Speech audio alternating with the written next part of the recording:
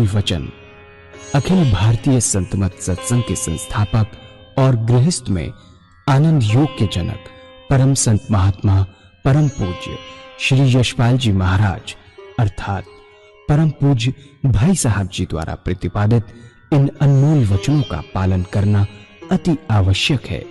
ये वचन हमारी गृहस्थ आध्यात्मिक साधना के लिए मूलभूत सिद्धांत हैं, जो इस प्रकार हैं। हम दुनिया की हर चीज की कीमत आंकते हैं, अपने मानव जीवन की कीमत भी जाने व परमात्मा की प्राप्ति हेतु साधना करें। मनुष्य योनि एक उपहार है, इसीलिए परमात्मा को धन्यवाद देते हुए आधा घंटा प्रातःकाल, आधा घंटा सायंकाल पूजा अवश्य करें। सत्संग, सतनाम व सद्गुरु को प्राथमिकता देते हुए इसी के आधार पर ध्यान योगाभ्यास अवश्य करें व गृहस्थ के कार्यों को परमात्मा का कार्य समझकर उसी की याद में संपन्न करें। हर समय ये ध्यान रहे कि गुरु कृपा द्वारा परमात्मा की पवित्र सत्ता का हमारी आत्मा में वास है, अतः मन में निरंतर अपने इष्ट देव का जाप करें। मान सम्मान की इच्छा न करें व अपमान से दुखी न हो। परमात्मा के अतिरिक्त किसी और का भय न करें। दूसरों की बुराई न करें, न सुने, सत्य व मधुर बोलें, अश्लील शब्द मुंह से ना निकालें, सभी से नम्रतापूर्ण व सुंदर व्यवहार करें। धर्म पत्नी के अतिरिक्त अपने से बड़ी से माता जैसा, बराबर की से बहन जैसा व छोटी से पुत्री जैसा व्यवहार करें। सांसारिक जीवन यापन की आवश्यकताएं अंतहीन है, इसलिए अधिक से अधिक समय सत्संग में व धन परोपकार में खर्च करें। याद रखें, न स्त्री माया है, न धन दौलत, न ही परिवार। माया वह है जो हृदय को परमात्मा से दूर हटा दे। अतः निरंतर सत्संग और सद्गुरु की शरण में रहने का प्रयास करें। भोजन अपने इष्ट को अर्पण कर प्रसाद रूप में परमात्मा की याद में करें। रात्रि में सोने से पहले अच्छे बुरे कार्यों का आत्मनिरीक्षण कर उसका समुचित पश्चाताप करते हुए ध्यान करें व प्रभु की गहरी याद में ही विश्राम करें। परमात्मा तू ही है, तेरी इच्छा पूर्ण हो।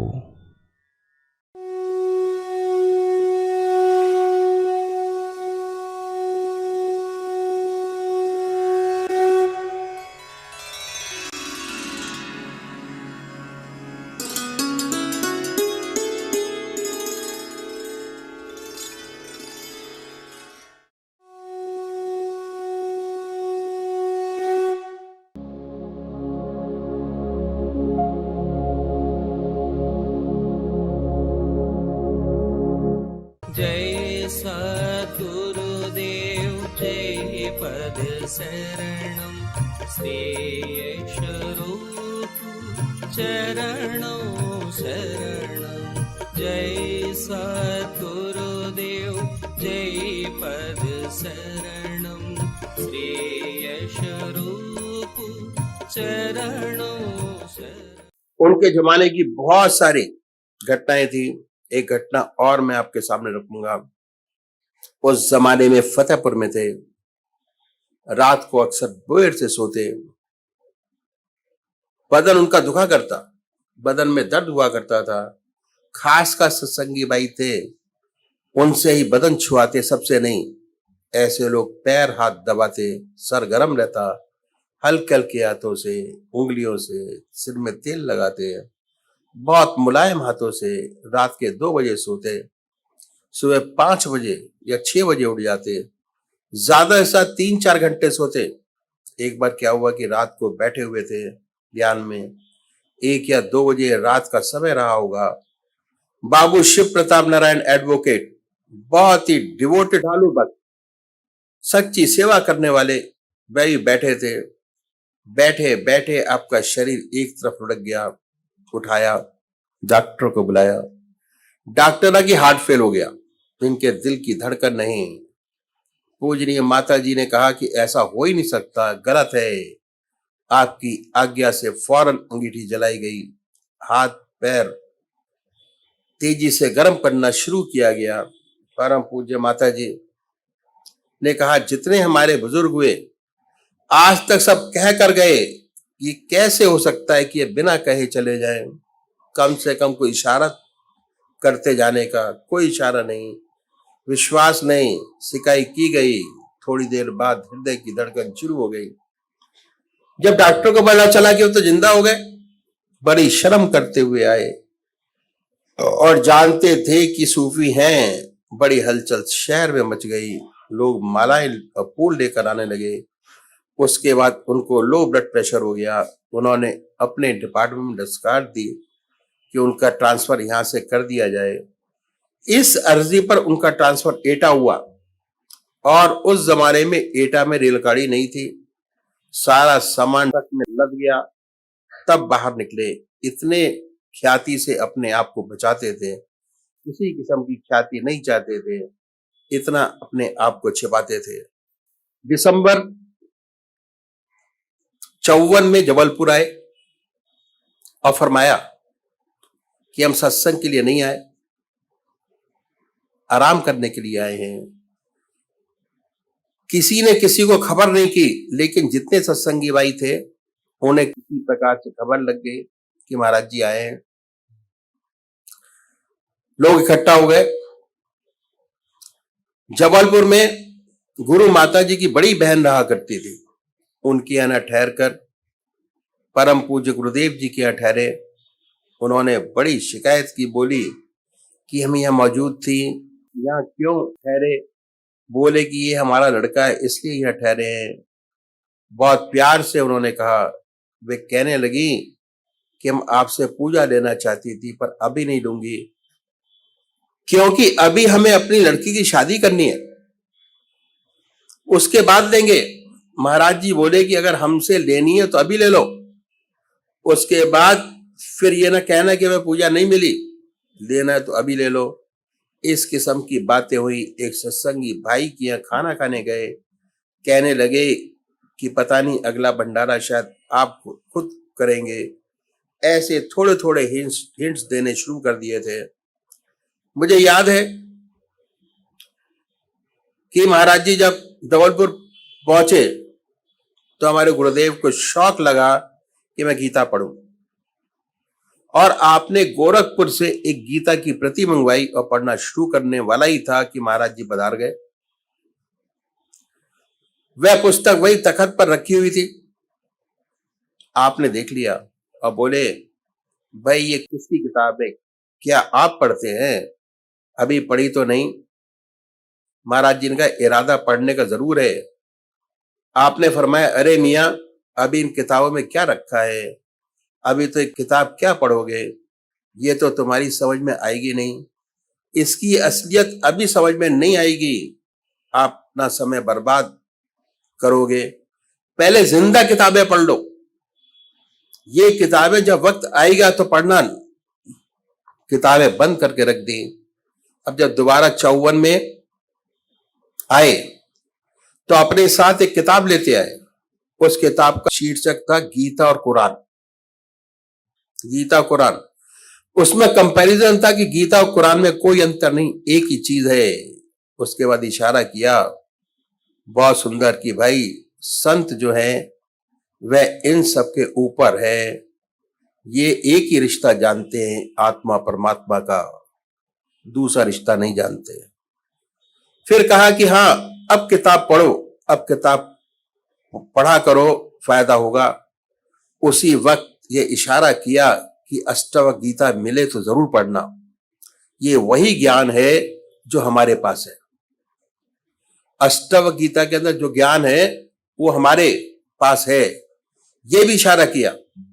और जो सत्संगी भाई थे उनसे ये बात कही कि आप लोग बैठकर यशपाल जी के पास बैठा करो। एक वयोवृद्ध सज्जन के मन में एक ख्याल पैदा हुआ कि ये तो बच्चे हैं, अगर आप होते तो आपके पास जरूर बैठा करते।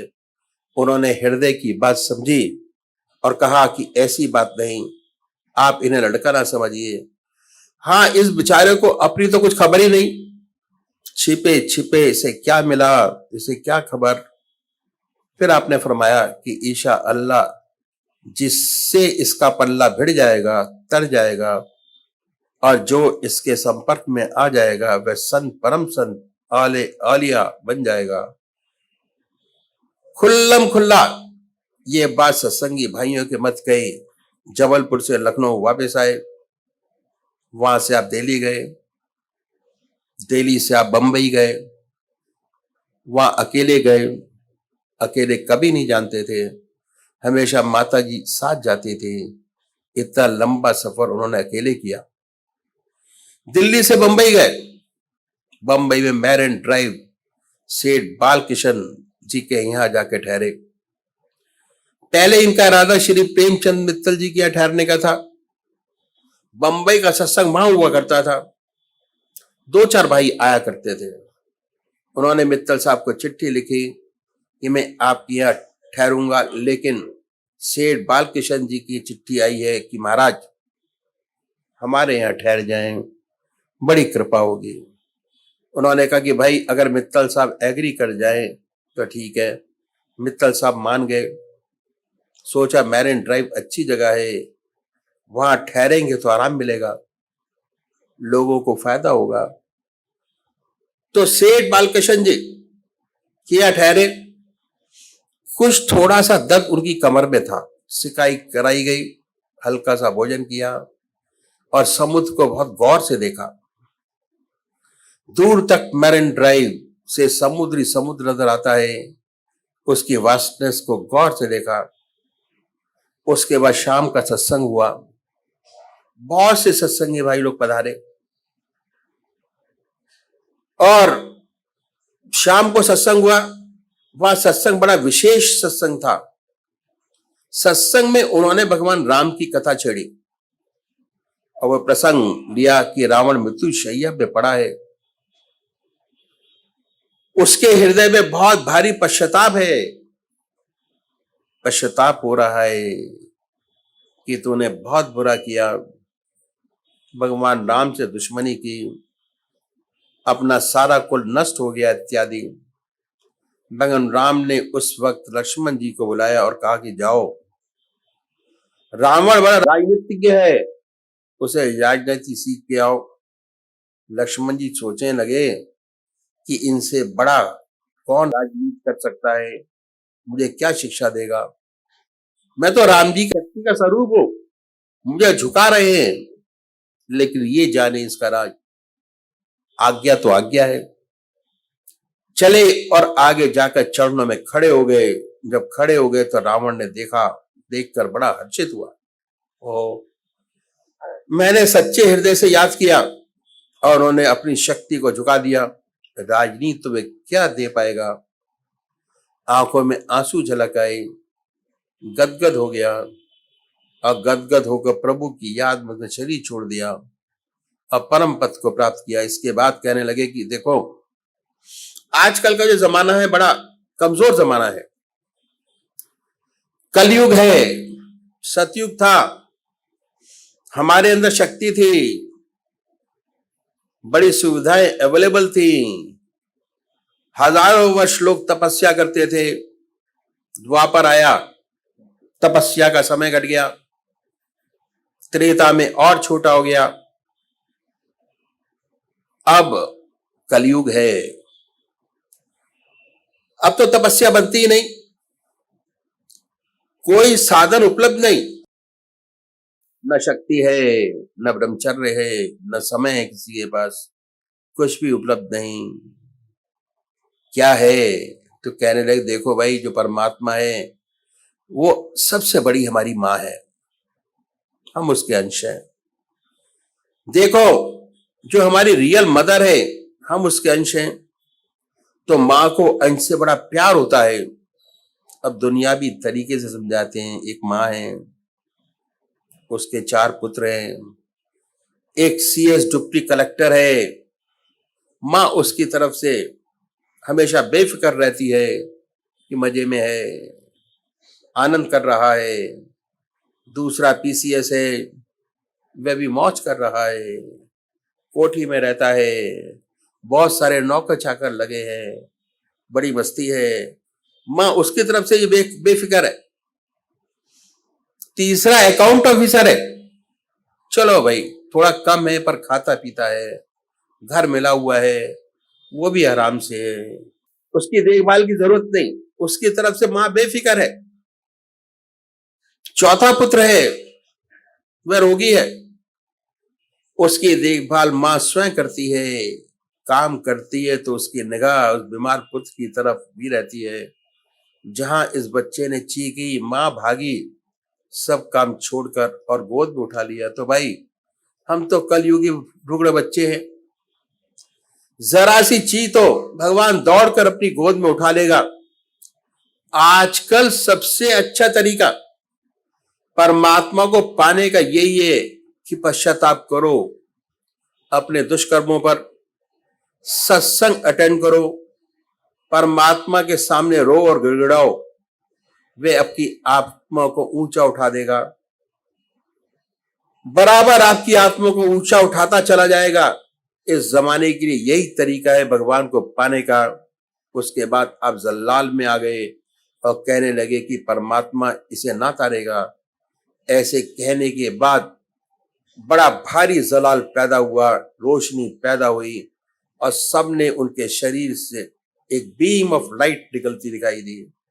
उसके बाद आपने शरीर एक तरफ लुढ़क गया, दूसरे कमरे में ले जाया गया, लिटा दिया गया। लोग चिंतित हुए, बड़ी भागदौड़ की गई कि आपको होश आया। कहा देखो हमें छोड़ो, हमें ऐसी हालत हो जाती है, आप ग्लूकोस और नींबू दे दो, सब बाहर जाओ। ग्लूकोस और नींबू दे दिया गया और सबको बाहर कर दिया गया। उन्होंने समाधि ले ली, डॉक्टर बुलाया, हार्ट फेल बताया, लोगों को बड़ी चिंता हुई। इसी बीच अरविंद आश्रम के 2 सन्यासी पधारे, ऊपर चढ़ाए, आकर देखा और शरीर के पास ध्यान में बैठ गए और पूर्ण समाधि मंत्र बोलकर चले गए। कह गए इस बात की कोशिश मत करो कि वापस आ जाए। इन्होंने वो गति प्राप्त की है जो बड़े बड़े योगियों को दुर्लभ है। अब आप इनके शरीर का इंतजाम करो। उनका काफिन बंबई से लखनऊ लाया गया। इसके बाद जब शरीर आ रहा था तो कानपुर पे काफी भीड़ थी। इनके बहुत से मुसलमान और हिंदू भाई शिष्य थे। कुछ भाई चाहते थे कि उनके शरीर को दफना दिया जाए और कुछ भाई चाहते थे कि उनका दाह संस्कार किया जाए। दोनों बातें होती रही। जब उनका शरीर दाह संस्कार के लिए बाहर निकाला तो उनके साथ हिंदू भाई भी थे और मुसलमान भाई भी थे। एक अजीब नजारा था। जब शव शमशान भूमि पर पहुंचा, पहले मुसलमान भाइयों ने अपनी रस्म अदा की, जो उनका तरीका है, उस तरह से किया और ये कहा कि जहां तक हमारे यहाँ दफनाते हैं आपके यहाँ जलाते हैं, लेकिन जहां तक रूह का ताल्लुक है, जितना आपकी है उतना हमारी भी है। उसके बाद एक फ्रेंच लेडी जो साथ में थी, उसने कहा मुझे कहना चाहती हूँ। सबने सुना। उसने कहा कि आज से 10 वर्ष पहले मैं इन महात्मा से मिली थी और बड़ी प्रभावित हुई थी। जब जाने लगी तो मैंने इनसे पूछा कि अब आपसे दोबारा कब मिलूंगी, तो इन्होंने कहा कि you will come on my burial. मैंने कानपुर में भीड़ देखकर जब पता चला ये वही संत हैं जिनसे मैं 10 साल पहले मिली थी। इसके बाद रामधुन के साथ राम ही केवल प्रेम प्यारा, जान लई जो जानन हारा की ध्वनि के साथ आपका 10 संस्कार हुआ। अगले रोज जितने हिंदी और अंग्रेजी के अखबार थे, सब में एक ही हेडिंग था कि आधुनिक कबीर तब ये लोगों को ख्याल हुआ कि लाला जी महाराज ने जो कहा था वह सच था कि कायदा कुलिया नहीं है कि कमजोर माँ बाप से कमजोर संतान पैदा होती रहे। अगर परमात्मा चाहे तो ऐसा शेर पैदा हो सकता है जो आज से 500 साल पहले हुआ हो। उनका इशारा कबीर साहब की तरफ था। इतनी प्यारी हस्ती थी, जितनी हिंदू में प्यारी थी उतनी मुसलमानों में भी उतनी प्यारी थी। लखनऊ के बड़े बड़े मौलवी एवं सूफी संत आया करते थे। ऐसी सुंदर हस्ती थी, इतना सुंदर था।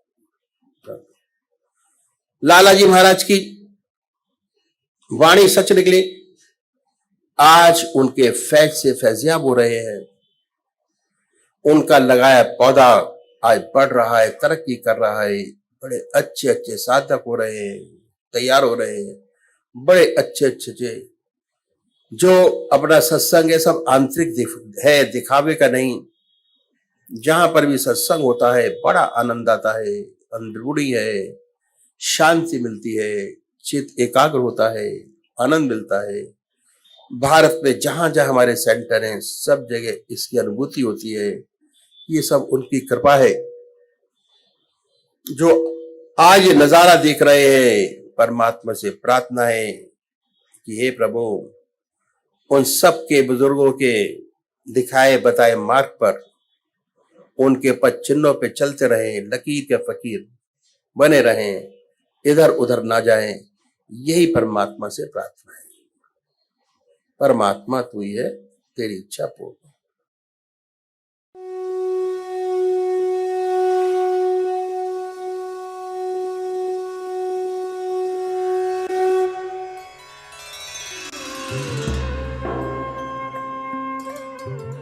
ध्यान योग के कार्यक्रम आनंद योग से निशुल्क जुड़ने के लिए संपर्क करें 9810239677।